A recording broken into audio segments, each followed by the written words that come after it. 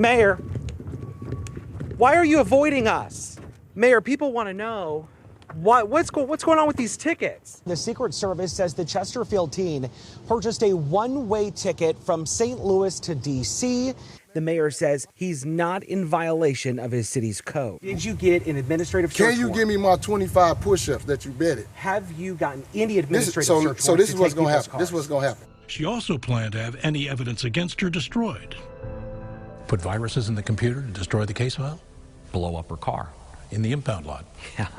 Yeah, she was going to whatever length possible to destroy whoever and whatever could get in her way of her freedom. From peaceful cemetery on that side to huge subdivision on this side, dozens and dozens of homes have been built around Reibold Cemetery. I never attended not one thing, so I could not have been removed because I was not on it. Okay. Do you hear me? Okay. So are you going to be going to the next committee meeting? I'm not on it. We were here working on a story in Calverton Park for a future investigation when we witnessed all of it, and then we watched the police take one of the drivers of that Cadillac into custody. Is the mayor here? No. Isn't that her van? She's at her, her store. Her store? Yep. So, but she parked her car here? She was here. Surveillance footage across Clayton helped detectives piece together a timeline and ultimately identify the man now at the center of a murder warrant.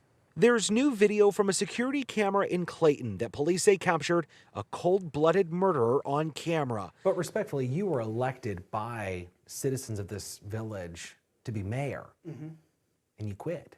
And then you came back, and now you don't answer to those voters. Correct, but the board does. First on Fox, a Hillsdale Village employee has been arrested after a Fox 2 photojournalist is run over with the village's top leader in the passenger seat. Now, this happened as the Fox Files investigators were looking into the village's threat to tow multiple cars for not having proper stickers. Longtime Fox 2 photojournalist Wade Smith was seriously hurt. Fox Files investigator Mitch McCoy was there with Wade as the team investigated and attempted to get answers. Hello to you. The Fox Files started to ask questions about the tow warning back in August. That's when all of this went down. After our colleague's injury, Fox 2 made the editorial decision not to air any of the footage from that day until police had the opportunity to investigate. While we never try to become the story, what happened that day is best told chronologically, from how we ended up in Hillsdale to my photographer being rushed to the hospital. Every car on the block had an orange sticker on the car. Donisha Rayner woke up August 11th to a bright orange sticker on her car. The village of Hillsdale threatened to tow it for not having a valid village permit sticker. They did this back a couple months ago. They just was telling everybody like they were going to tow their cars, and if you don't have this or that, or if somebody's visiting you and they don't get a village sticker, they're going to tow the car. Rayner had seen recent Fox Files investigations into municipalities towing cars for code violations. She thought the village of Hillsdale overstepped, so she called Fox 2 for help. They trying to find ways to get money, and this is a way. She's going to have her car towed in 24 hours. Siobhan Kirkman says her mom's truck had a tow warning on it, again, for not having a village permit sticker on the windshield. We come out the house and we see a sticker. My mom's just visiting. That's not even my car. The residents are the only ones that lose out. The Fox Files wanted answers for Donisha and Siobhan. We went to Village Hall looking for answers. The doors were locked because of lunch hours, but Police Chief John Burnson came around the corner and said vehicles may get a 24-hour tow warning for various reasons. Expired temp tags, no village sticker, expired plates, wrong plates, counterfeit tags, all kinds of stuff. Burnson said he did not know how many vehicles got the sticker. How many cars are you towing, or how many cars have been towed? Don't know. We do that for a long time. They do it for years. But what would the chief's boss say about the towing of cars? See that minivan right behind the chief? That belongs to Dorothy Moore, the mayor, or her official title, chair of the Board of Trustees. Is the mayor here? No. Isn't that her van? She's at her, her store. Her store? Yep. So, but she parks her car here? She was here. but they go back to their store. The conversation ended and the chief went back inside Village Hall.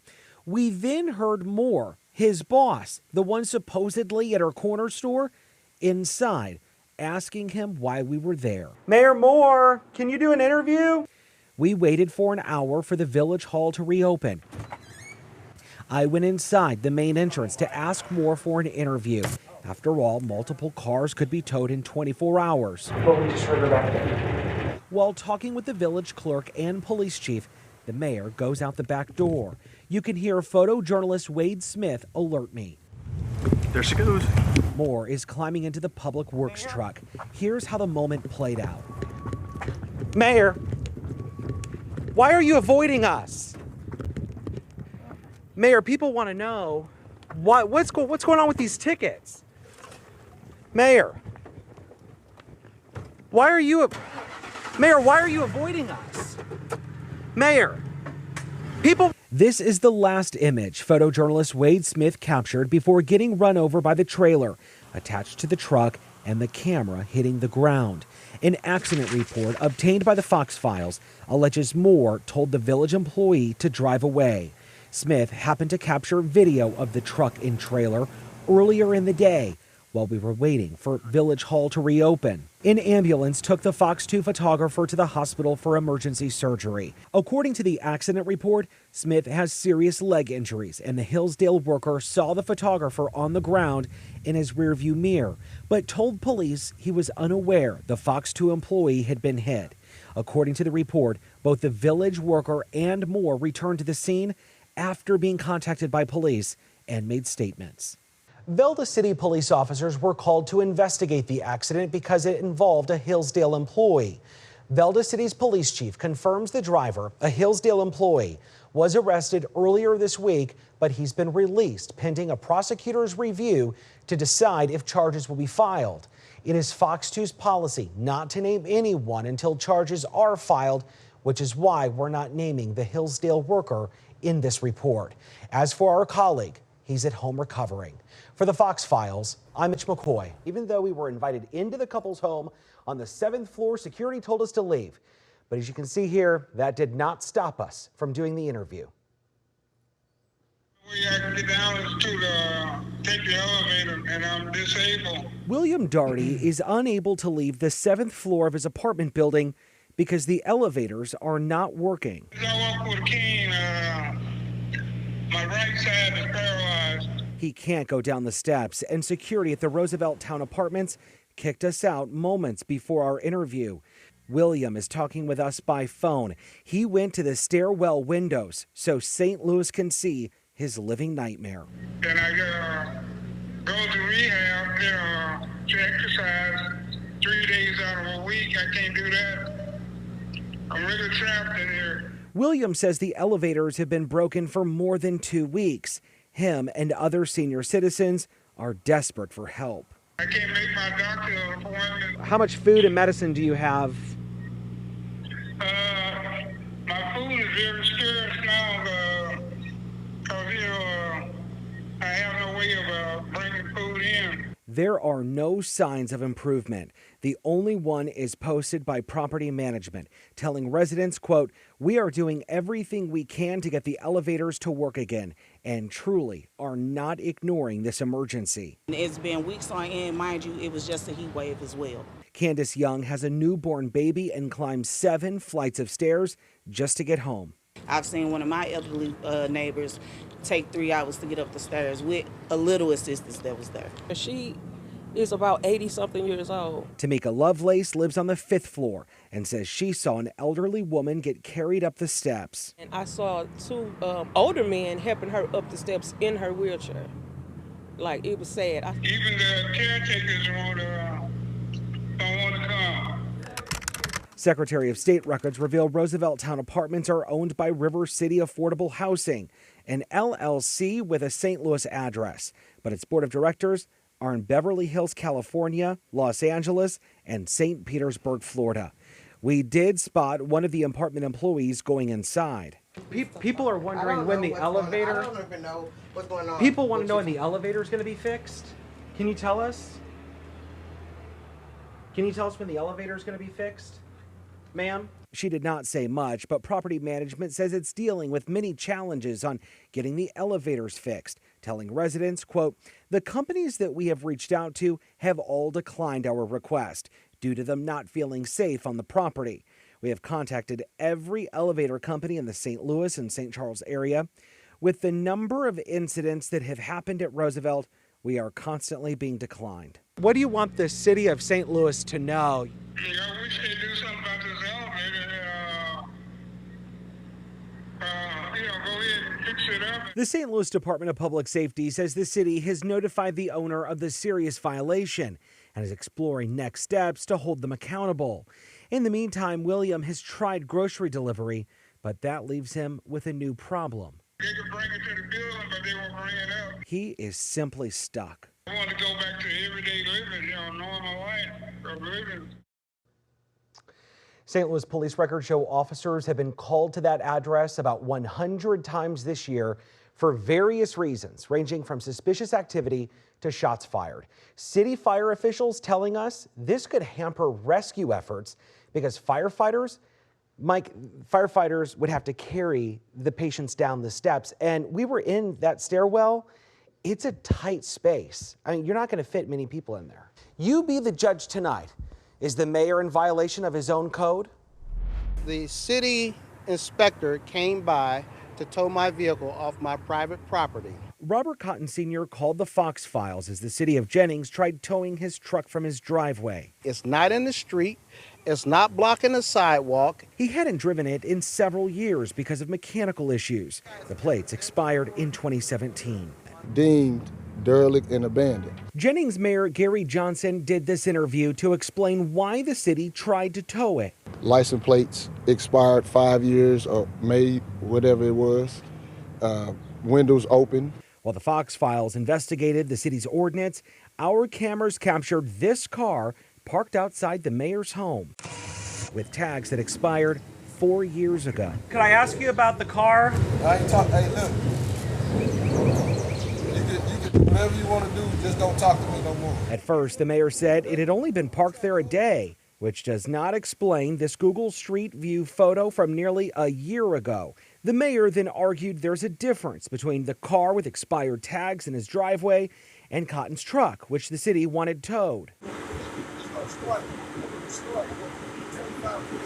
For the record, I did not agree to any push-ups. The car started, and because it did, the mayor says he's not in violation of his city's code.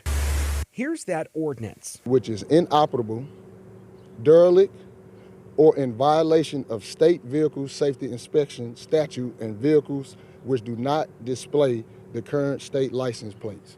So that's what you would deem derelict. You try to hold me to somebody. I said, you just betted me 25 push-ups and you ain't gonna do them. I did not bet you anything. Would not have bet that at all. Because you can't do it. But why don't you have the plates renewed? Can you give my 25 push-ups? Why don't you have the plates renewed? We just betted, man. We didn't bet. Yes, we did. No, we didn't. The mayor refused to answer whether the city received an administrative search warrant from the municipal judge to take Cotton's truck. You won't give me my push-ups. Did you get an administrative search warrant? 25 push-ups. 20 to 25 push-ups. Did you get a search warrant to take Robert's truck? We have. It's July 29th. We got a block party coming up. You should come. Jennings is not the only city to tow vehicles from private property. In Calverton Park, the city is taking cars from driveways for having expired tags. Attorneys argue expired tags mean no safety inspection or emissions test, making them safety hazards. In Calverton Park, code enforcement gets an administrative search warrant from the municipal judge to take the cars. Did you get an administrative search warrant? Can you give me my 25 push-ups that you betted? Have you gotten any administrative search warrants? So this is what's going to happen. This is what's going to happen. If you can't give me my 25 that we betted, then you and I, we can't have no more conversations. We never bet. Okay. St. Louis County Police stopped the city from taking Cotton's truck. The mayor will not say how many cars the city has taken from people's driveways. Give me my 25 push-ups. So are you breaking the law at this point? Mitch, you keep asking me something, but you and I agreed that you were going, we bet it. We did not. The mayor had one last message to the Fox Files photojournalist before going inside. What's your name? Huh? Dave. All right, Dave. I'll let you, man. Mitch ain't gonna make it far. This could be one of St. Louis's most popular intersections for kids, Oakland and Tam Avenue. It connects Turtle Park, and it's not far from the zoo. Fox Files investigator Mitch McCoy is asking, why are so many breaking the law? This area has already seen one tragedy, and neighbors fear that this intersection is one disaster away from another because drivers are blowing through the stop signs of this intersection. It's 11:15 on a Thursday morning. A pedestrian crosses the street, and then a car blows through the stop sign. The Fox Files saw it time and time again. They don't pay attention to the stop signs. Even while we set up for this interview. Okay, and what's your first and last name? Sophia Guion. See, they just ran it. That's what they do all the time. Let's cue the road rage video. Right after this family passes, wait for it, gas. The safety for children and even like handicapped people. Like there's a lady pushing a baby over there, you know, a stroller. You need to take precaution all the time and follow the rules. Did they just stop in the intersection? Stay on the sidewalk for sure and kind of stay away. People are surprised that St. Louis Metro Police report only 6 wrecks near Tam and Oakland Avenue since 2020. At least one stems from someone running a stop sign. People who work and live nearby say it's a matter of time before someone is seriously injured or worse at this intersection. It's like, do your own free will. Who cares? No one's watching. I don't see any cops, you know, so I'm in a hurry all the time. This area has seen its share of tragedy before. In 2001, across the interstate, 7-year-old Luke Maui was killed after a drunk driver jumped the curb. Lisa Mendel says the city should make changes to this corner to prevent another tragedy. Maybe a light would be better here next to the zoo since there are so many families going over there, and it would just be a little more safer. Others agree, even if it's a crosswalk with yield lights to alert drivers of nearby pedestrians. Lights and, you know, the buttons and stuff so people can safely get around and take their turn. Or even if people wanted to bike and stuff, I think this would be dangerous. For the Fox Files, I'm Mitch McCoy. It is not my intent to have Fox 2 News at every one of your meetings. I'm doing a job that I was asked to do by the board, but if you guys don't see fit and don't want that, I will tender my resignation. This is the moment Chad Easton offered to resign as Marissa's village administrator. I'm resigning for a couple of reasons. And way after he officially resigned as mayor earlier this summer. That's when this story really starts. I want to be able to spend more time with my family. In July, while on another story, Easton told me he didn't want to be the bad guy on village issues anymore. If you got a plan and this is what somebody decides, I want to be there to help implement the plan and see it through. Fast forward to today. I was a little hesitant towards, but I was open to hear what they had to say. Chad Easton is appointed to village administrator by the Board of Trustees and acting mayor Jeremy Embrick.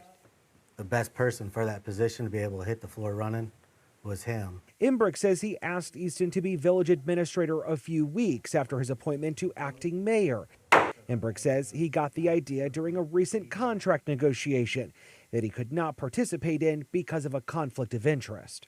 There's a lot to the job, especially right now with all the contracts, the fire department, the intergovernmental land swap with that, find a new place for the street workers, updating the sewer plant. I mean, there's just a lot. Easton's elected mayoral salary cost taxpayers about $6,500 a year. He served for 5 before calling it quits. As an appointed village administrator, he'll make $36,000 a year. That's not my, that's what the board come to me with. I hope that it's been brought to your attention, though, that this position was a full-time position at one point under administration before mine.